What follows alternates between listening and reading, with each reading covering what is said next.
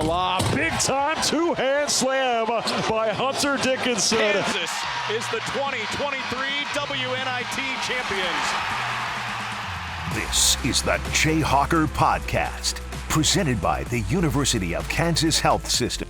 Happy New Year, 2024 Jayhawker Podcast, brought to you by the University of Kansas Health System in Black and Veatch. I am Greg Gurley. That is Wayne Simeon. Bear with Wayne a little bit. As part of the kind of gateway project / Allen Fieldhouse renovation. He's in the office. I'm in Leawood. And there's a lot going on.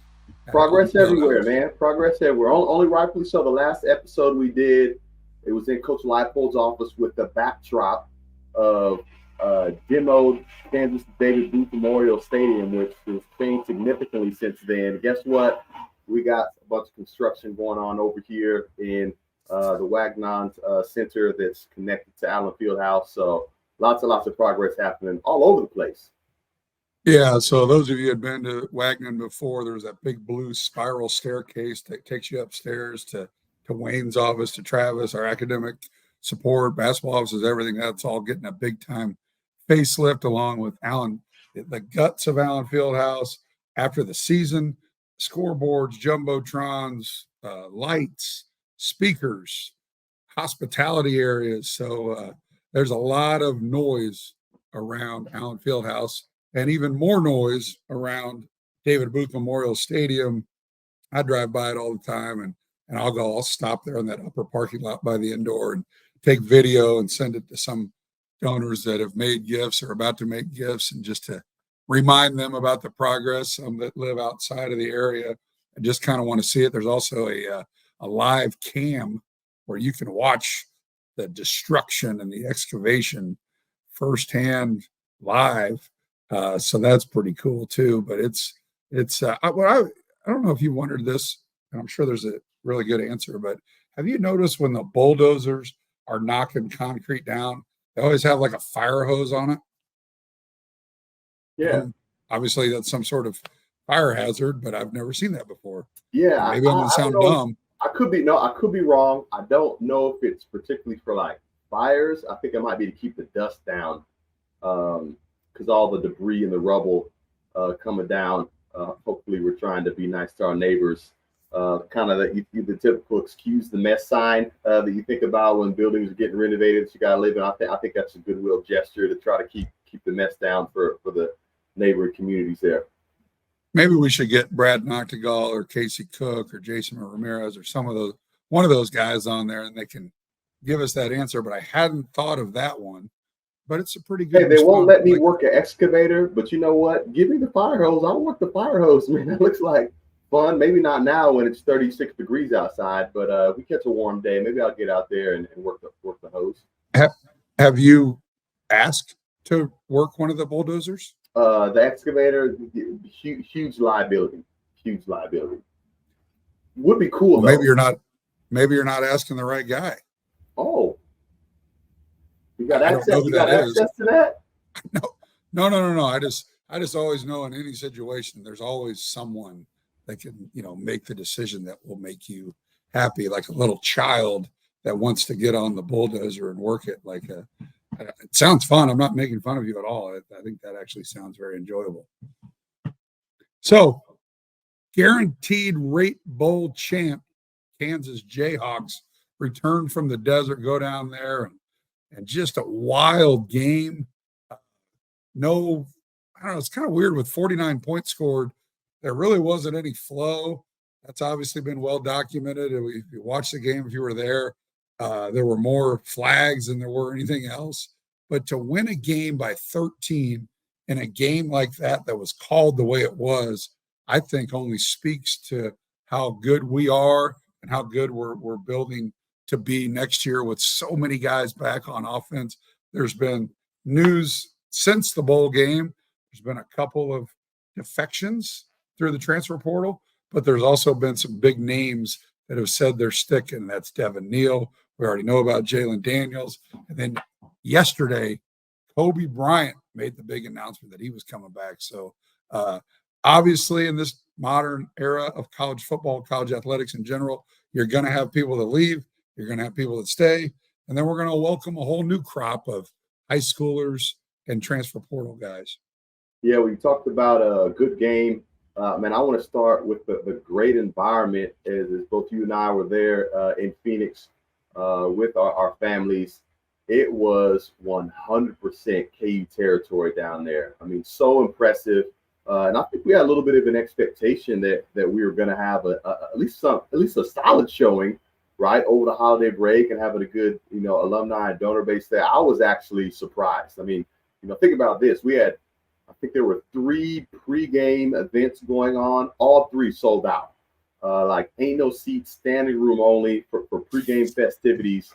And then of course, once we got there into the stadium, it was clear what the home field advantage was like when you saw Crimson and Blue, taking up a whole side. And look, even from the very beginning, man, brought the whole band and cheer squad out there. Not just a portion of them over the break. The entire band and cheer squad, they performed earlier on before the kick. We won that too, right? Guaranteed rate bowl champions in every facet. Lance and the boys took care of the work on the field. The fans took care of the work and showing up. The band took care of the work, and it was a clean sweep in Arizona in an incredible time. Well, shout out to our administration for taking us all there. I mean, you brought all your little crumb snatchers. Katie, Amy, and I were able to go. So many people were able to go. We flew down the day of the game, came back the next day. You mentioned the band. At halftime, when our band came out, it took up 120 yards of that field. I believe the number was like 390. 2 or 3 plane loads of our band was there, which was so cool. After the game, we're all on the field. Our band was playing. It was just a cool atmosphere. And again, shout out to all of our bosses for making that a realistic deal for us to be able to go. And quite honestly, it was fun. I don't know how you feel, but whenever we go to stuff, you and I, we're working. We were working down there, but it was more of a social, like just embracing Jayhawk Nation, going to the alumni event, walking to the game. Again, we get, you and I don't get to experience it like a fan like we did at that. We were able just to sit in the stands in the suites and enjoy it. And man, I had a blast. Man, well, I'll tell you what, Greg, you mentioned that the game kind of stalled out because of a lot of the penalties and the reviews and things like that. And that certainly was the case. But I want to give a lot of credit to the fans as well, because, in what was supposed to be seeming like a neutral site game, our fans really helped keep the energy going in that building when, there were long delays, when there was frustrations from multiple penalties over and over again, when the big plays weren't happening, when UNLV was making their run.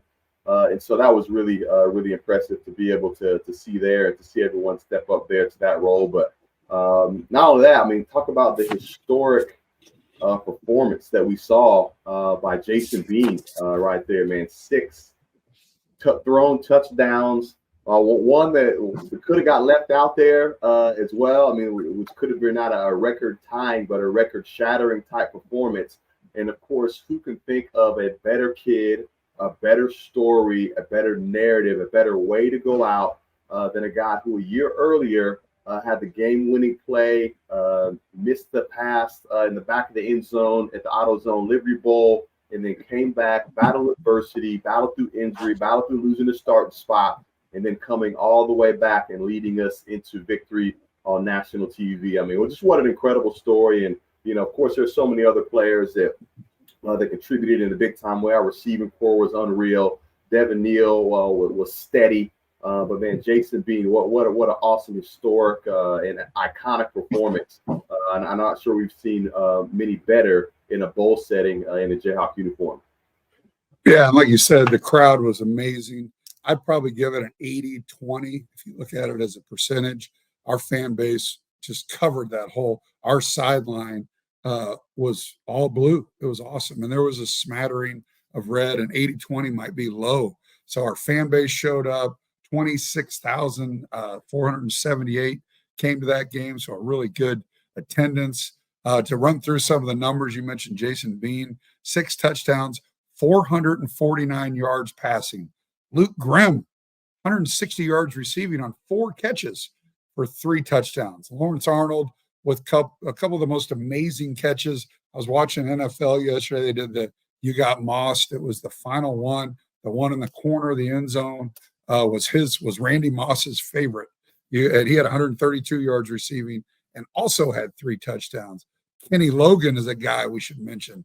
Stuck around for his senior year, been through some really, really tough times, was able to finish his career with a bowl victory, had 9 tackles in that game, and up there on the all-time tackles list for Kansas Jayhawks in his career. Kobe Bryant added another interception. And then, like I said, Devin Neal, Kobe Bryant, Jalen Daniels, and a host of others have all committed to coming back. And that sounds weird because 3-4 years ago, we wouldn't even be talking about it.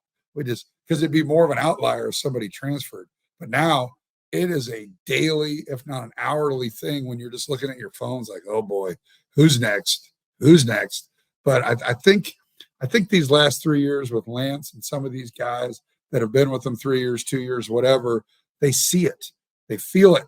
They feel the momentum. They feel how much fun it is. They see the destruction of Memorial Stadium and they want to be here for when the new one opens up. They just want to be a part of the rebuild. And I think we do such a good job of bringing old guys back, whether it's Chris Harris, Aqib Talib, whoever. And they talk about how great it was in 07, 08, 09.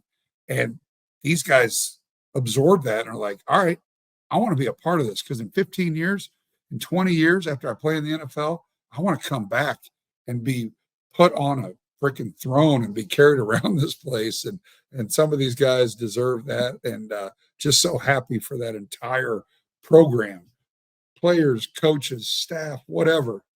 Just a fun atmosphere right now in that football facility, even though no one's over there because it's a lot of dust. Somebody on the fire hose over there as well.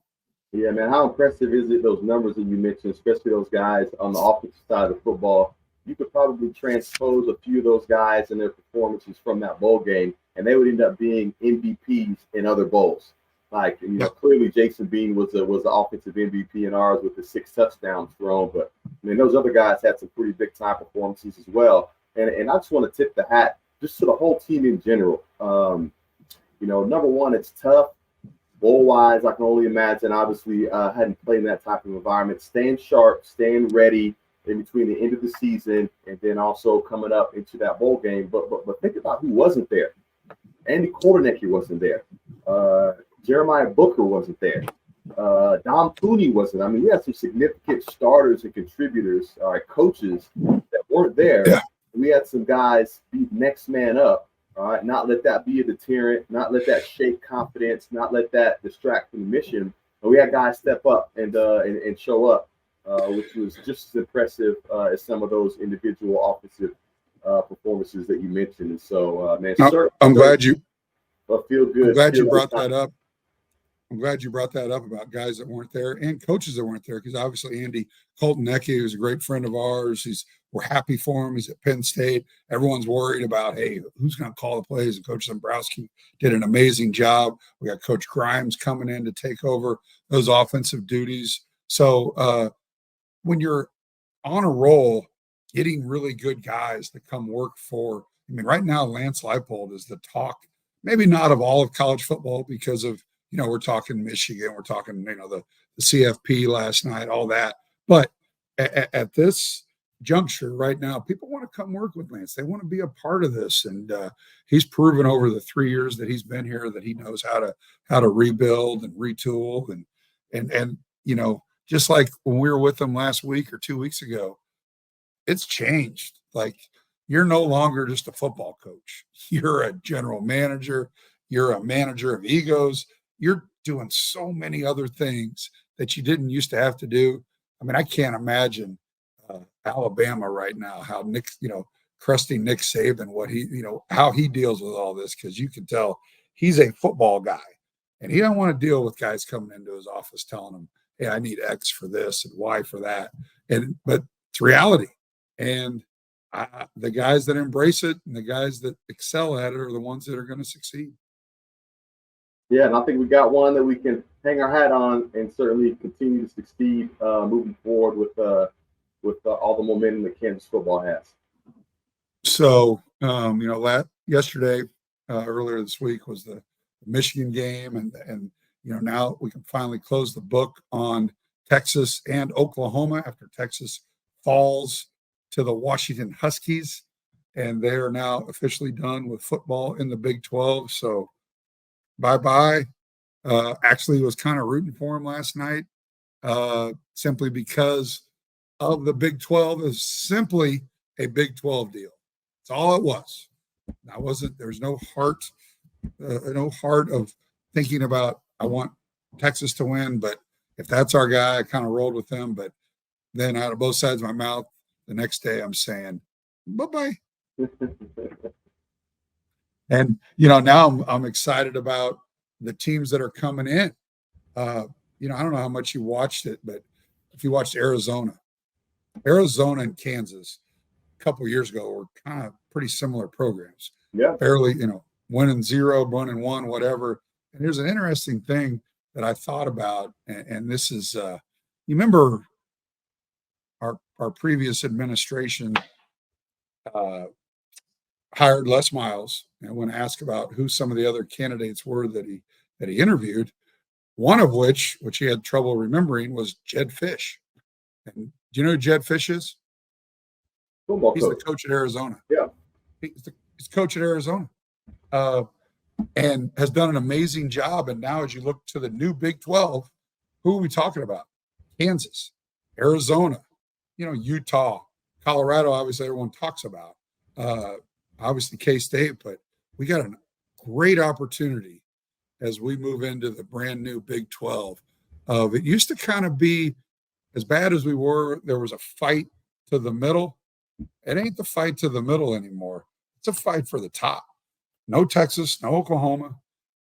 People are talking about us right now, as they should be. So our arrow's pointed up right now, and I'm excited.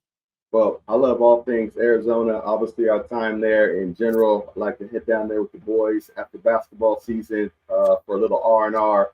I've always appreciated it and enjoyed the Arizona basketball matchup. Whenever we went head-to-head with them, I had a chance to play at the McHale Center a long time ago. Great basketball environment. I'll be looking forward to KU versus U of A in a Big 12 matchup in February when we get to go to Tucson and have a big matchup down there. And then, of course, where's the Final Four at this year? Back in Phoenix. And I can't help but think and having that notion all during my time down there is like, hey, this would be a cool place to come back to in that first weekend in April. Well, we had such a good time down there. We got some great supporters in Arizona.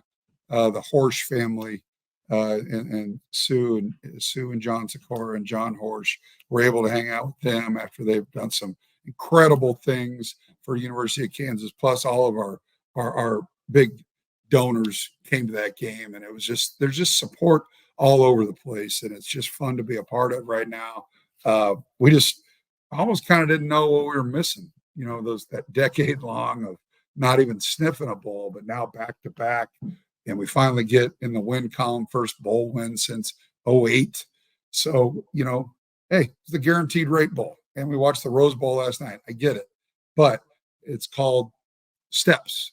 And it's not even baby steps. We're taking bigger than baby steps. We're on the rise. And it's fun to be a part of. So close the book on football season. Obviously a lot going as we got to go out and raise money for the Gateway, raise money for NIL, do all that fun stuff, but keep guys, lose guys, bring guys in. But we're going to take a break here on the JRCR podcast, brought to you by the University of Kansas Health System and Black & Veatch. And when we come back, we're going to be joined by not our team doc, but a guy named Doc. Doc Sadler will join us on the JRCR podcast, Rock Chalk. I had this patient. His cancer treatment had him in the hospital for a while. One day, he was telling me about his grandson and how a big night was coming up for him. So we arranged to make it a big night for my patient too. I sometimes wonder if I'm doing all I can. Then I help make a moment like this possible, and I know I am. Welcome back to the Jayhawker podcast. We are now joined by the legend himself, Doc Sadler. Official role with Kansas basketball is advisor to the head coach, really advisor to all of us. I know Wayne and I look up to Doc for knowledge, for pretty much everything, right, Wayne? Definitely a laugh, for sure. A laugh and deep basketball insight, because this guy's been coaching probably before I was born. Doc, what was your first collegiate coaching assignment? When and where was it? In 1982 at Arkansas. I've been kind of a chosen one, I guess you would say, because I got a chance to start with a guy named Eddie Sutton. And, you have to be pretty bad to mess it up if you can't make it with Coach Sutton, because look at some of the people that he's produced. I mean, our own Coach Bill Self. We both were fortunate, and I was definitely one of the fortunate ones. Yeah, one of the all-time greats and a great family. Scott and Sean really well, and I know you guys have crossed paths with all the Suttons, and Eddie was one of the great ones. In my 4 years at Kansas, played against Eddie coach teams, and man, he could recruit. He knew how to coach. They were always really athletic, and man, like you said, a hell of a coaching tree and one of the all-time greats in our sport. Well, the thing I think a lot of us learned from him, and Wayne kind of touched on it, and what's this all about? If you can't have fun, why are we doing it? It's about making other people feel good, obviously holding people accountable, but there's ways to do that. And he taught us all that there was a time to work, but there was also a time to have a good time and have a laugh every now and then, because if you can't do that in this business, you're not going to be around very often. And we all know Coach Self is one of the best people in that area. It helps winning. Winning's fun, but it's a hard balance to like you said, understand where you don't just get your team and your coaches to be robots, where you just study film 20 hours a day, and you got to let guys be guys every once in a while. And I think that's what your Eddie Suttons and your Bill Selfs and Doc, you coached over 400 games as a head coach, and I'll run through the list. Started at UTEP as a head coach, then Nebraska for many years, and came to Allen Fieldhouse multiple times, albeit very, very difficult to win in Allen Fieldhouse. Then you went to Southern Miss, and in the middle there, assistant with us for a year, went up with Fred Hoiberg at Iowa State, went back with Fred after Southern Miss to when he got the job at Nebraska, Oklahoma the last couple of years, and now back with us. So you've seen and done a lot. Well, the good thing about it is you do learn one thing, and that guy sitting beside you, that's important too, is have great players. And not that you weren't, Greg, because even you had a role on a good basketball team. And so you got to find a mix of everybody to find their role and accept their role. And the key word of what you said, winning, is definitely something that makes this job a lot better than the other alternative. But I've been very fortunate. I mean, I'll be the first to say, and I'm going to tell this story. The first time I was ever in Allen Fieldhouse, everybody thinks it's when I got my brains beat in, my first time by Coach Self, but that's not the time.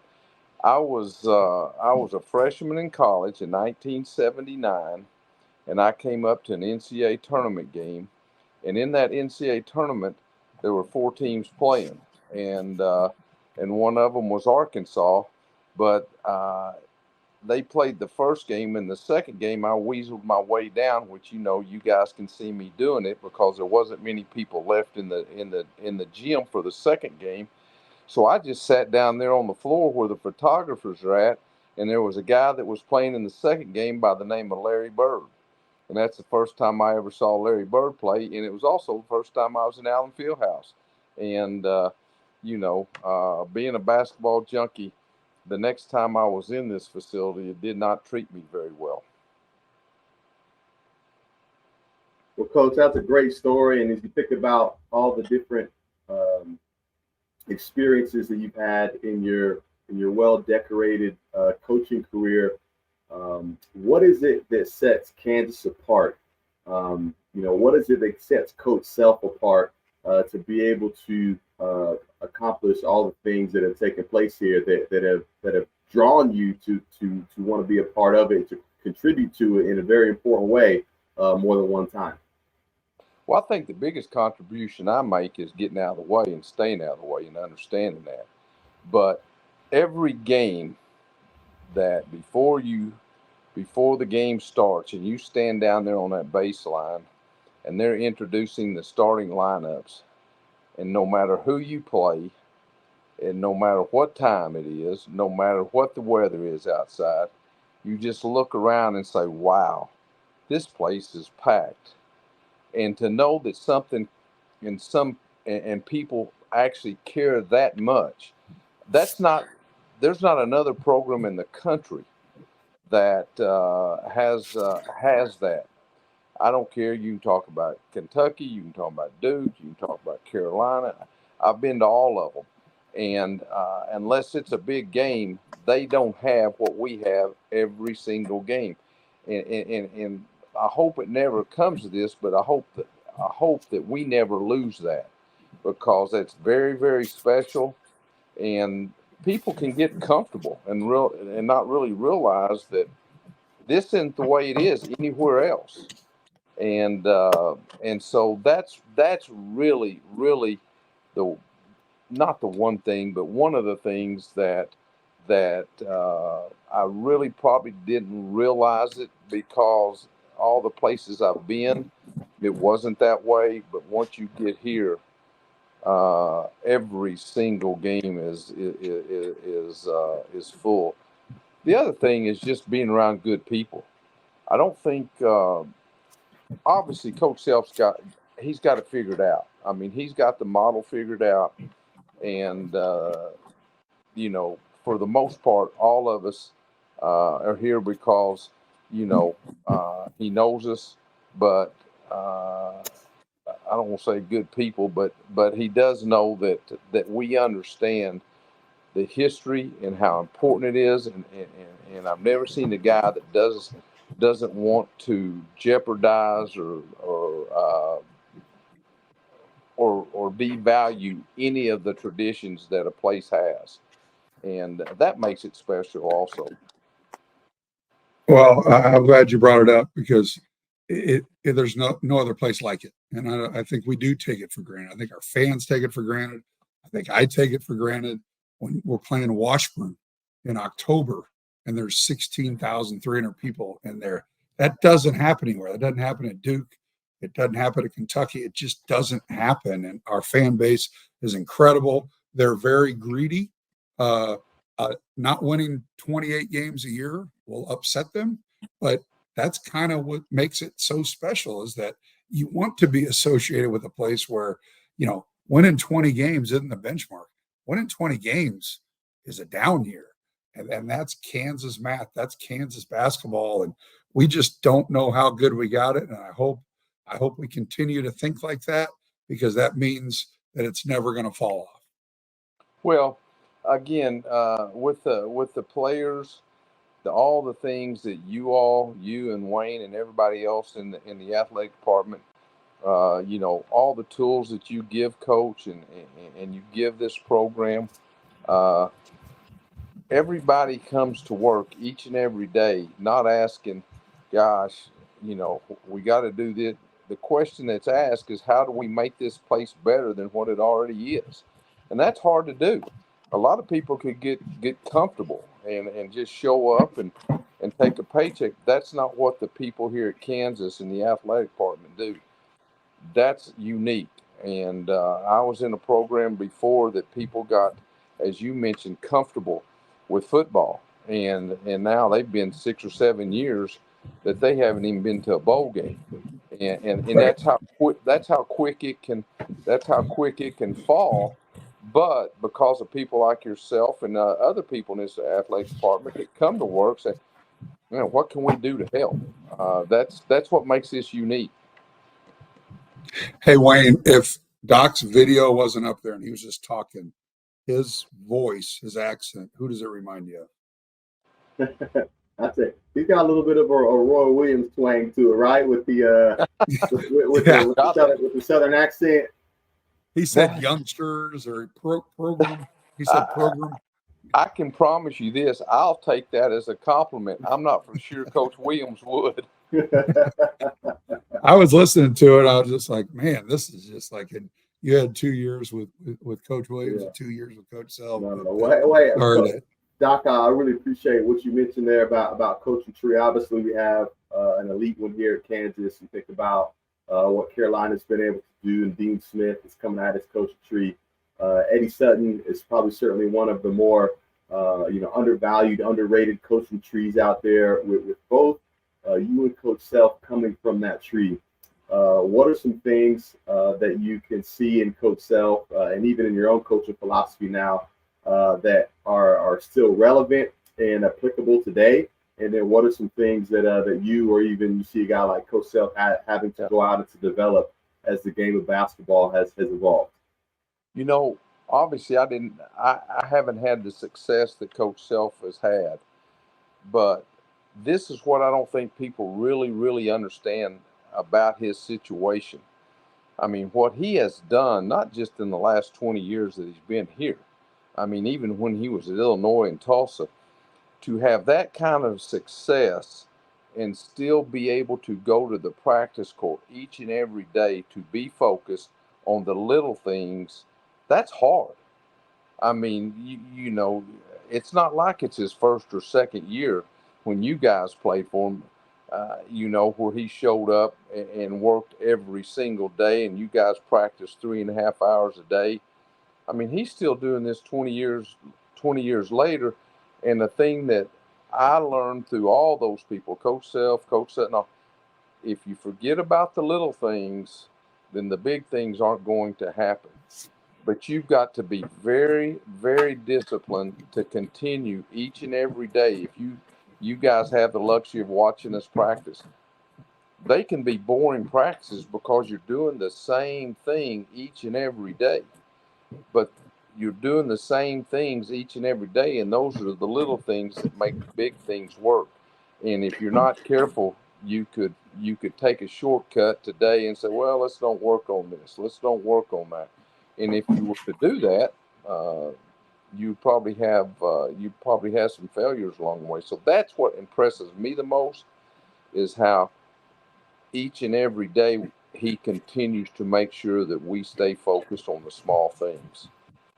I want to get your input on, you've been around basketball for a long time and you've seen the changes and the evolution of the game and how, as a head coach, and your last head coaching gig was at Southern Miss, and this was before NIL in the portal. Since Southern Miss, you've been at Nebraska, a couple of years at Oklahoma, and now a year with us. What do you think about everything that's going on? As the CEO of a program, you would be dealing with a lot of this, but now as where you're at in this role, how different is college basketball? What's your opinion of how everything goes? How Coach Self navigates it? In my opinion, because Wayne and I deal with you guys on a daily basis on some of this stuff, he's embraced it. Doesn't mean he likes it, but he's embraced it for sure. Well, I think in another sport, Nick Saban, who's, they both had incredible success, and I think he said the same thing that Coach says. The rules have changed, the game has changed. You either get in the game, or you say, man, I don't like it. And well, if you don't like it, you better get out of it. A lot of people didn't like the shot clock when it went in. You remember when it started at 45 seconds? I was involved when it was 45 seconds, and then it went, towards that. A lot of people didn't like the 3-point play, and I can remember being in the car with Coach Sutton, and I asked him how he was going to adjust to the 3-point shot and the shot clock. I said, "Man, Coach, that's going to be really hard on you." And he said, "Not at all." And I said, "What do you mean?" And he said, "Because that's the rules. I've got to adjust to the rules. I've got to adjust myself to that." Just what you're talking about, your previous segment about Lance and his staff.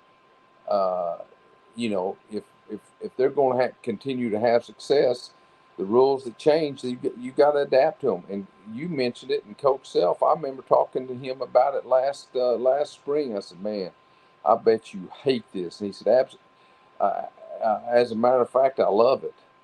He said, "It's just something else that's new that I've got to figure out." And if you take that approach, that it's something that you got to figure out instead of something that you don't like, then you're going to be okay. Well, you brought it up, and you either embrace it or you retire. I mean, Yeah. That's kind of the thing right now. And we've seen, I'm not saying that Roy Williams, Mike Krzyzewski, and Jay Wright left because of it, but I would imagine it was a factor. Well, I mean, they may never tell you that it is, but the fact of the matter is, yeah, it had to be either a small or a big part. And that's not to say that's good or bad. That's just a decision that they made. And the approach that you guys know Coach Self is going to take, no matter if it's the NIL or the portal, whatever, he's going to look at it on the positive side and then try to make it work. He's not going to look at it like it's a negative. It is what it is, so let's make it work. Man, Doc, I'm just sitting here thinking about the makeup of our coaching staff. I mean, of course, you got, two-time national champion Hall of Famer at the head chair.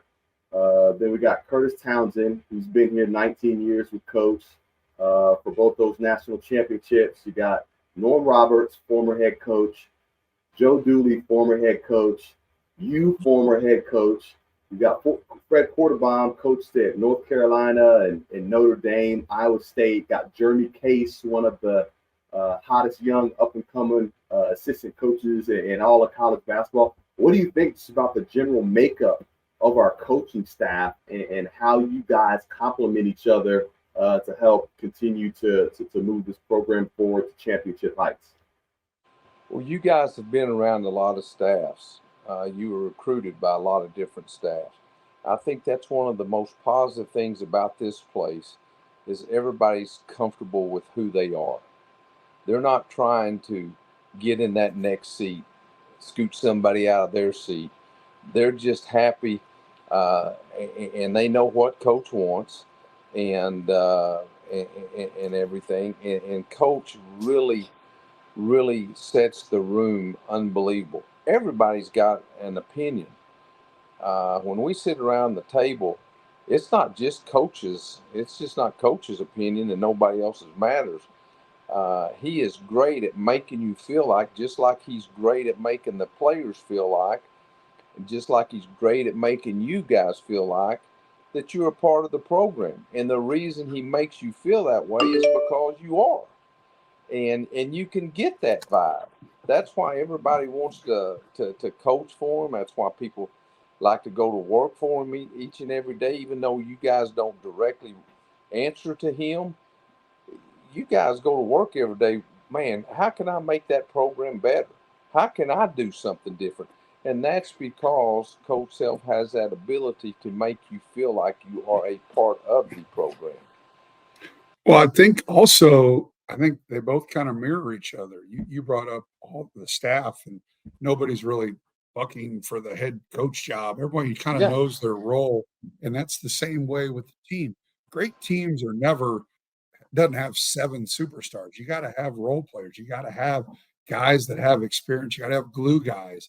You got to have guys that are going to know that they're only going to play 6 minutes in a game.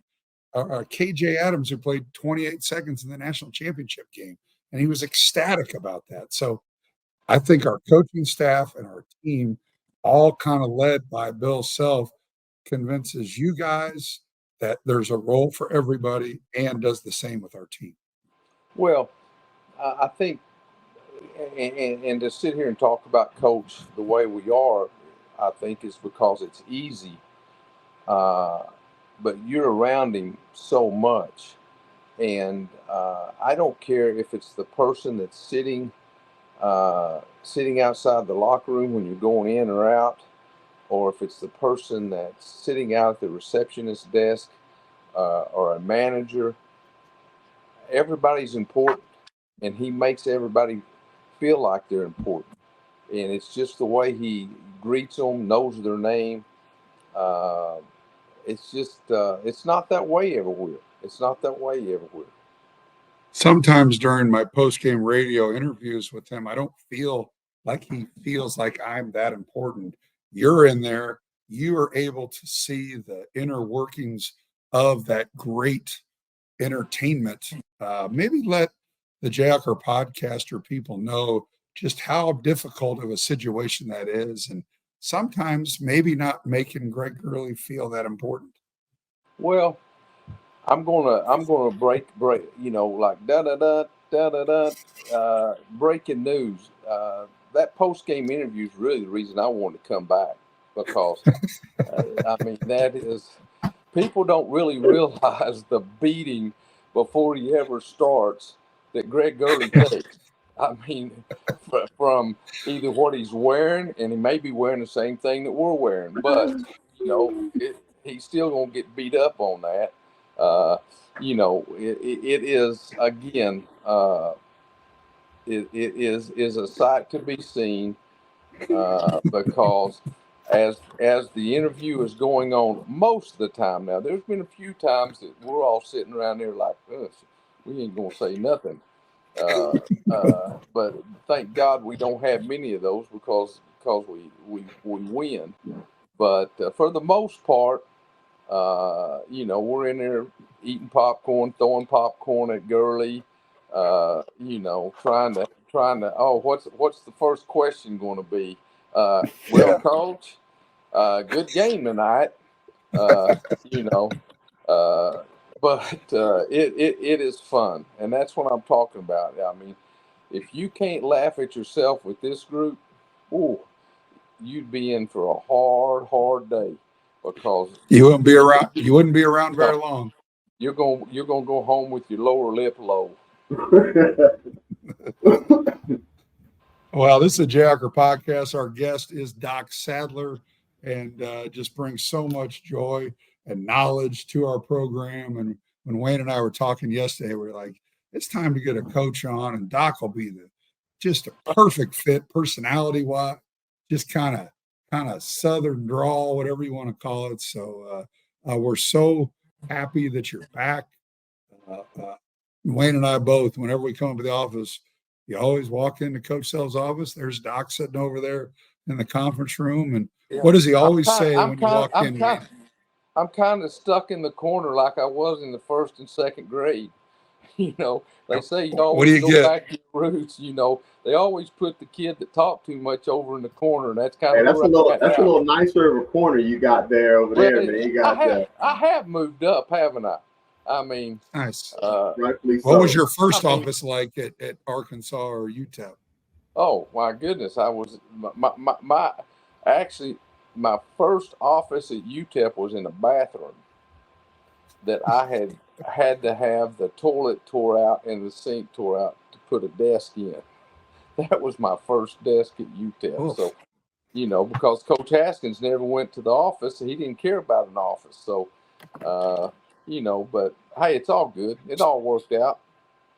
So Coach Haskins was more of a remote worker before that was even a term? Oh yeah, Coach, you had breakfast with him at 6:30 every morning at some little dive, and then you didn't see him again until practice started. That was just his deal. I mean, you was going to meet for an hour at the breakfast table. He was going to tell you what he wanted done, and then practice was going to start. In about 15 minutes after practice, then he was going to walk in on him with his cowboy boots and hat on and coach a little ball. I mean, and he could do that very, very well. I've worked for some great dudes. No, that's great. That's great. Hey, Doc, I want to hear a little bit about what you think about this time of year. And so, we played on December 22nd, beat Yale, get some time off for Christmas, not that much time off, come back on the night of the 26th, practice, play Wichita State the 30th. Now we got another full week to prepare before we start conference play. How important is this window of time coming off the momentum that we built in the non-con, but now we're getting more practice reps. There's no class, no students, distractions are limited. We know we got our core 4 guys that are as reliable as any across the country. Got some younger guys we need to bring along. Like, how important is this window of time to get some extra practices, extra reps, more attention to detail over the break before we head to this championship run in the Big 12?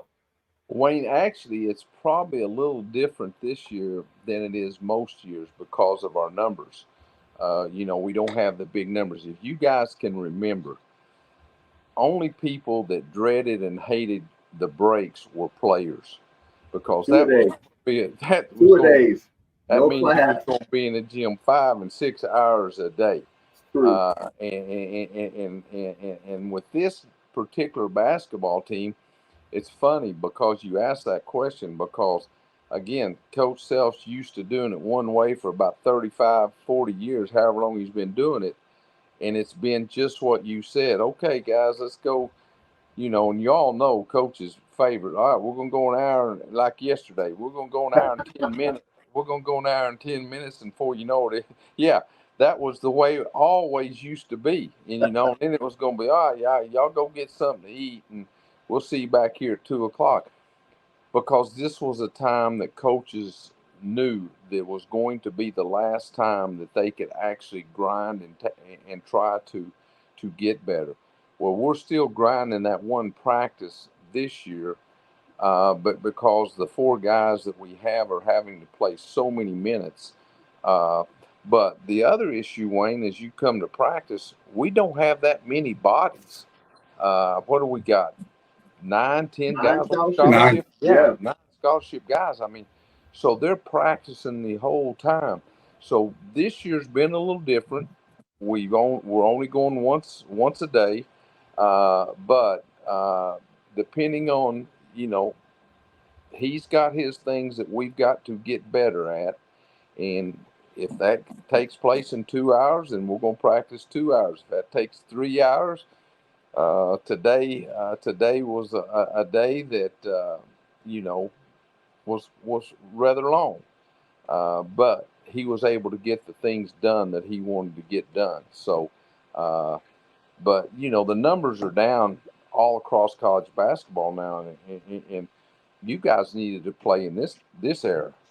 It wasn't a 3-4 hours practice twice a day, and the break was games. You look forward to games because you knew the day before and the day after is at least 3-hour practice.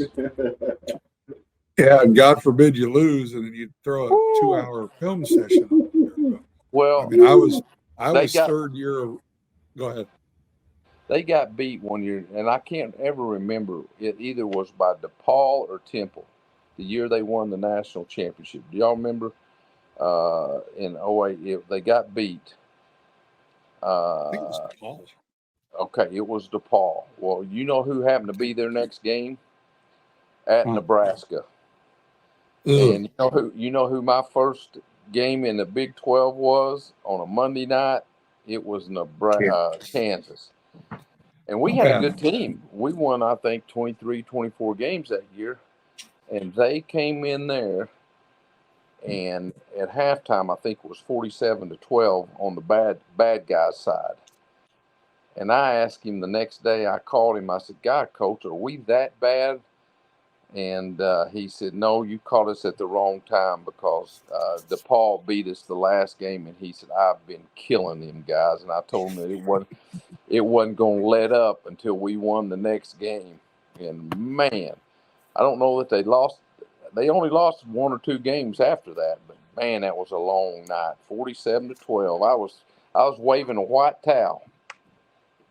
Hey, as you look at this team and evaluate this team, it's like you said, numbers wise, we're low, 9 guys, and we got 4 guys that average over 30 minutes a game. And I know coaches wanted to try to limit that, but we do seem to play a lot of close games.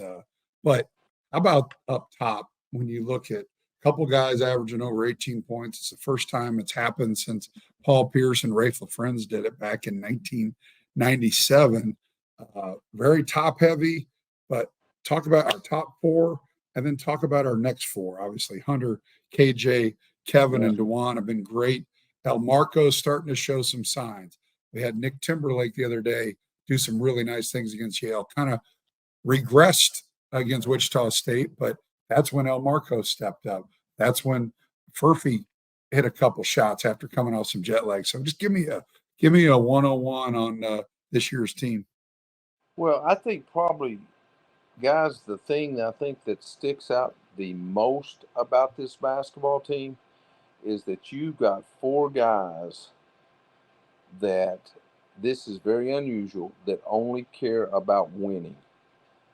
They don't care that maybe Hunter scores the most points or takes the most shots in this game or somebody. You've got 4 players, and it all starts with DeJuan, that only care about winning. And that's unusual. And I don't know if that's because they know that they all have a very, very important role in that. I don't know. But then the other 4 guys, I think all of you admit that they're getting better. And it, and we all know that you've got to have more than 4 guys, but that's a good start. But if we can just get, 1 or 2 clicking out of that number 5, 6, 7, 8, on a given night, then you're going to be good. Unfortunately, as Greg knows, as a shooter that he was, when you're like Nick, a lot of times you're only judged on whether or not you make or miss a shot. And actually against Wichita State, all except one series, he did a nice job defensively. He just couldn't make a 3-point shot. Johnny Furphy's getting better. El Marco's getting better. Jamari's getting better. So the bottom 4, we all know we got to have. But I'm still going to say the top 4, the most unique thing is they are the most unselfish guys I've ever been around. And I think the other thing, a hard part for Nick Timberlake and others is you're given a very, very small audition every game. Sure. If he comes in there and the 2 minutes that he's in misses a couple shots, try Johnny, try Jamari. And that is a very difficult thing. Obviously, I went through that as well. Yeah, you make your first one, you're going to get some more time, but you get another minute. yeah. So you almost press a little bit, and you're just like, and I think it's gotten in Nick's head a little bit because he was the guy at Towson. He's an all-time leading 3-point scorer, and he's coming to Kansas, and he's like, I got to make my mark. I gotta do this, and it just needs to be more organic and natural. But that's easy for a guy like me to say. Well, let's face it. He's played in more big games or against bigger opponents, named opponents, than probably all 4 years than he did at Towson already this season. And the speed is a little faster than probably what he's used to, but I really believe that he's finally getting used to it. As Wayne can say, like the speed in the NBA is one of the hardest things to get adjusted to. Until you go through that, you really don't understand what they're talking about when they talk about the speed of the game. Well, the speed of the game has been something that Nick's had to get used to, and thank goodness we've played some really good teams that, now when we get into Big 12 play, it's not going to be as big of an adjustment.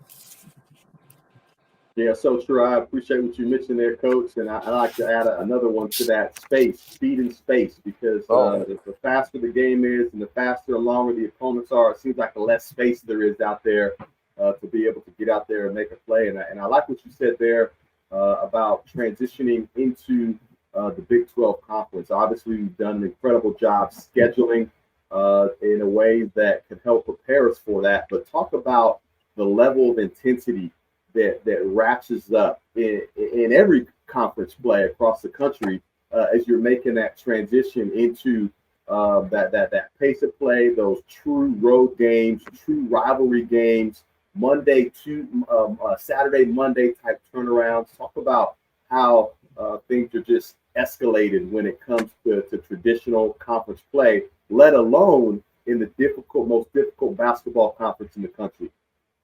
Well, you guys have been in that locker room. Right now, every coach in the country is telling their team, hey, we're 0-0. We're 0-0. You know, we're starting out fresh. And, we got to win our home games. Let's win our home games and let's, split on the road and let's see what happens. Well, whether you are one of those teams or not at the end of the day that's going to be there, right now you think you are. And that's going to, until you get halfway through the season, you are going to believe that. So you're going to, and then when you're at Kansas, for sure you're going to get everybody's best shot, and so the as much as people like to talk about doing different things, let's face it, we're all going to run about the same plays.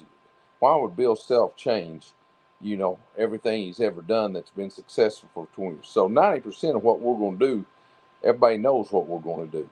They know we're going to play man-to-man defense and what we're going to do. So you're just going to get everybody's best shot until there gets to be some separation. And now this year, that there's added teams in the league and you don't play everybody twice. It's going to continue to be that situation that, on that given night, you're getting the best shot of everybody that's in this league. And for the, first half of the season, those teams think they can be the team that wins the league. Well, Doc, this has been awesome. I know you got to get back at it. There's probably hustling to get in there, watch some more film, do whatever you got to do. We got TCU coming on Saturday.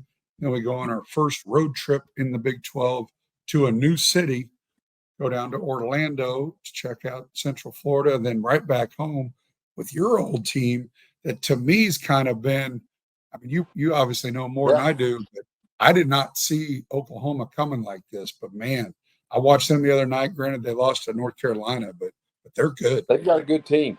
I think this year's, we say this every year, but gosh, I saw a stat the other day that like 9 of the last 10 years, the Big 12's been, known as the number one league in the country. So why should it surprise us that we're going to be there again? So the league's going to be tough. And hopefully we'll be ready, which I know we will be, but, it's starting Saturday. And like you say, those 4 young guys they think Connecticut and they think Indiana, they think them were some tough games. Well, guess what? They're fixing to say, wow, I didn't know TCU was that good. I didn't know that Central Florida was that good. And they're going to be the first time we play them. And they've only had one road game. I mean, granted, we've been on the road, but neutral sites, whether it was Honolulu, whether it was Chicago, we've had one road game. And that was at Indiana, where we played terrible for 30 minutes. And then when the time came, we flipped the switch and we were great. So, but like you said, it's hard to go into TCU. It's hard to go into Ames, Iowa. It's hard to go to some of these places. They don't quite get that. It's not their fault. They just haven't experienced it. It'll be interesting when the sun settles. The team that comes in last in this league will have beaten the first or second place team at least once, and True. That's just the way it goes. And so that's what makes it fun, fellas. Saddle up. Let's go for a ride. Well, we love having you back in the mix.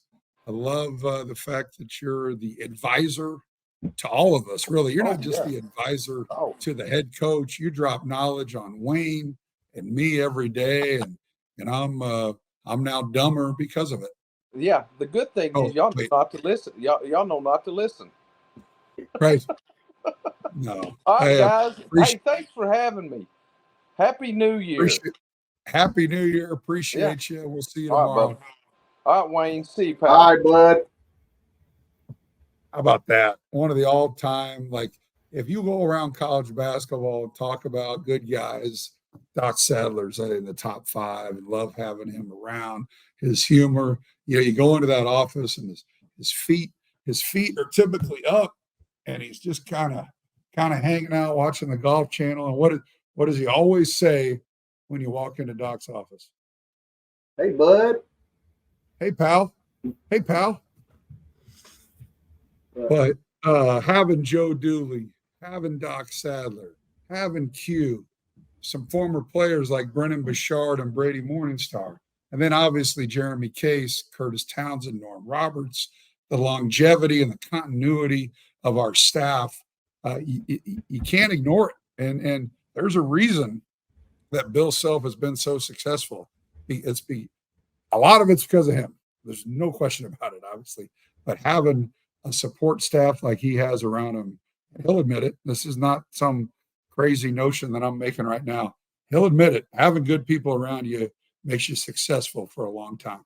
Yeah, no, for sure. There's a reason why a guy like Doc Sadler has been in the industry as long as he has. There's a reason why he continues to get hired by great coaches at really highly competitive type programs. And one of my favorite things, just to watch, whether it's at practice or even in a game, where there's a lot of personalities and a lot of thoughts and opinions, that come across a coaching staff of that size. But it's really unique to sit there and to watch Doc just kind of be in the background for a little bit, not really say much, not be animated, and then there's that spot on moment where he'll just kind of lean forward and maybe kind of whisper something to coach or say something to somebody, and you're like, ooh, man, that's there's something there. That's got to be rich. That's got to be deep. That's got to be something Eddie Sutton-ish. That's got to be something that's just oozing decades worth of high level competitive successful basketball, and we're lucky to have him. And he was a great guest and a great combo. Yeah, and I think not all coaches would welcome that, because some coaches, they want to be the guy. They don't want to. They know they got to have assistants, but they're in charge. And Bill Self is obviously in charge, but he will take input from everybody and not just be like, no, get out of here. I mean, having Doc and Joe are two guys that, again, aren't coaching, recruiting coaches on the court, but man, they do a lot. I mean, to have those kind of minds, just like football's got it now with analysts, and they've got analysts at these big programs, at all programs, but they'll have former head coaches that are analysts that are making no money at all, but the coaches want to have other coaches around that can just talk ball. And the more you're just around that, the more you absorb, the better the entire program can be. So just had a win against Wichita State and Kansas City. Started out a little slow, but talking about the other 4, who sparked us, Wayne? Marco Jackson. That's 14-14. We'd scored 14 points in 12 minutes. And Marco goes on a 7-0 run. We never look back. And things like that will help us in the long run. I thought we finally saw Marco's athleticism come out.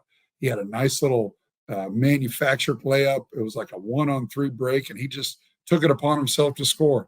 The next trip down, he had an off 1 foot, 2-handed dunk, hung on the rim. We saw the athleticism. And we saw him hit a 3. He's a McDonald's All-American that we don't talk about at all, because we talk about KJ, Hunt, Kevin, and DeJuan, right? Marco Jackson is going to be a pro. And having him kind of see the light a little bit on December 30th, I think will go a long way for the success of this team. Yeah, I agree. I got really excited when I saw his first 2 baskets come in broken floor transition situations where he could use his athleticism to get all the way to the rack and finish it. Maybe not start with all 5 defenders in front of him and trying to think, man, do I finish a play at the rim myself? Do I pass and try to make a play for someone else? And when you can get easy baskets like that early, we've seen it happen with Nick Timberlake during his best game of the season. his first and early baskets were not 3-point shots from the corner. All right, they were easy layups, easy putbacks, and I think that's going to be important as you think about these young guys in their development. Can we find them easy ways to get involved early to where they can build off that confidence to go on and have, a 12, 13, 14-point performance, which we desperately need from those spots. And the best thing that can happen for any of those guys is don't think. Just play. What would you do in high school? What would you do in AAU basketball? Just don't think. And that's, I think, what El Marco did the other day. He's like, all right, I can take this guy off the dribble and get a layup. I'm going to do something aggressive. Even if I make a mistake, even if I miss the shot, it was aggressive at the basket, and you'll take those mistakes. And then when they go in, they look even better. So it sounds crazy, but don't think. Yeah, easier said than done when you got that short leash and a fire-breathing dragon at the front of that bench. You do make that mistake. I've mastered the art of not thinking in any major decision and just kind of doing it. So maybe you should take a page out of that one too. I'm going to need to. And it sounds like you had to do that too on a couple of those post-game interviews, and I don't envy you for that, not one bit. No, it is, it's unique because we know the guys so well. So, and it's, when you're close to someone, you give each other grief, right? You talk trash, and I don't even have to say anything. I can just sit there and four guys, whether it be Brady or Q or whoever, what kind of stupid question do you have prepared now, dummy? And might be some more colorful language in there. And I'm like, and then no matter what I say, even if it's the greatest question ever or statement or whatever, they're standing behind making faces and throwing popcorn at me. And so everybody thinks that this is a fun job, which it is.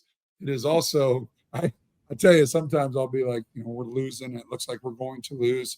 I'll be like, well, this isn't going to be very fun, because there's times you go back there and it's fun, throwing food, whatever. And then there's times that you just kind of sit there. Nobody smiles, and it's like, you ready to go? Yeah. Okay. Hit the switch. And then you try to keep it brief, even though there's a lot of things you want to ask, but it's there's an art to it. I don't know if I perfected it, but it's fun and nerve-wracking and all those things put together in one. That's good. Well, been fun. I thought we'd have a little bit of a shorter program today, but you and I and Doc kind of rambled. But it's fun. What are we at? An hour and 17 minutes. So thanks for tuning in. Chapter Podcast brought to you by the University of Kansas Health System and the good folks at Black and Veatch. Next week, we'll recap a little first game in the Big 12, TCU at home. Then we go on the road. Might have it before we go to Central Florida and Johnny Dawkins down there in Orlando. Might get a little Mickey time and hopefully get out of Florida with our first trip to Orlando win, and then come right back with Oklahoma. I mean, that's as I mentioned with Doc, a guy, he spent 2 years with Porter Mosier, living in his van in the parking lot of Lloyd Noble Center, which I should have talked about because I'm surprised Doc you lived in the van quest. Yeah. I had it written down and I totally forgot. Doc lived in a Winnebago in the parking lot at Lloyd Noble Center, and he'd go in and use the locker room to shower and do whatever. But he lived in a I say van. It's more like an RV. And van down by the river sounds better. Still van down by the river. It's definitely Matt Foley in a nutshell.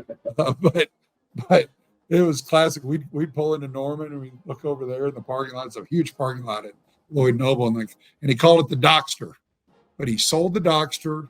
He bought a house in Lawrence, so he's here for good. But love having our team Doc on with us. Wayne, appreciate you. Happy New Year. I will see you tomorrow. Rock chalk.